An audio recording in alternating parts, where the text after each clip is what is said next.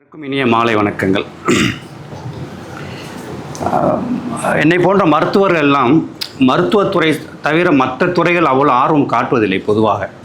அப்படிப்பட்ட என்னை போன்ற ஆட்களுக்கு ஒரு 2017-18 வாக்கில் ஒரு ட்விட்டரில் ஒரு ஒரு ட்வீட் பண்ணியிருந்தார். அவர் நம்ம பாராளுமன்ற உறுப்பினர் திரு சு வெங்கடேசன் அவர்கள். அவர் என்ன ட்வீட் பண்ணியிருந்தாருன்னா, கண்டறியப்பட்ட உண்மைக்காக வேட்டையாடப்படுகின்றார் திரு அமர்நாத் ராமகிருஷ்ணன் அப்படின்னு சொல்லி ஒரு ட்வீட் பண்ணியிருந்தார்.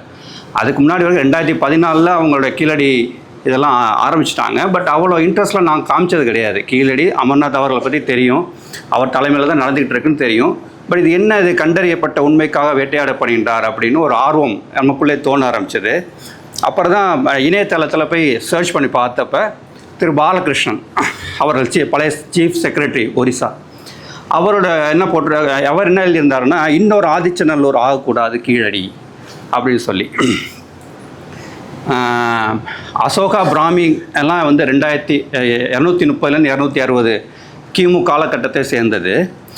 பட் இவங்களோட அகழ்வாராய்ச்சி மூலியமாக என்ன தெரிய வரணும், அதுக்கும் முந்தையது நம்முடைய தமிழ் பிராமிங்கிற மாதிரி ஒரு கருத்தோட்டமோடு வர்றப்போ அதை வந்து ஏஎஸ்ஐ நம்மளுடைய ஆர்கியாலஜி சொசைட்டி ஆஃப் இந்தியா வந்து அதை அவ்வளோ ஈஸியாக ஏற்றுக்க மாட்டேங்கிறாங்க.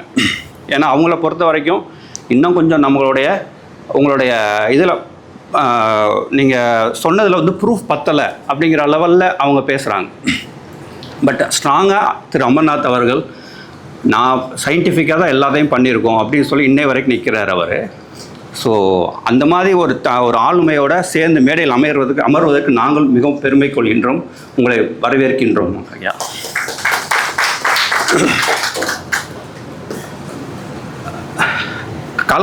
களம் போன்ற அமைப்பு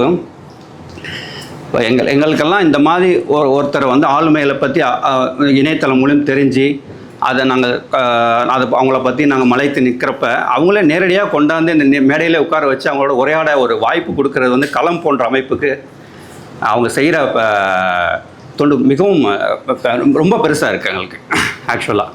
அதனால் எங்கள் மருத்துவக்குழு சார்பாக களத்துக்கு மிகப்பெரிய நன்றி. அந்த களம் உறுப்பினர் அனைவரையும் வரவேற்று வணங்குகிறேன்.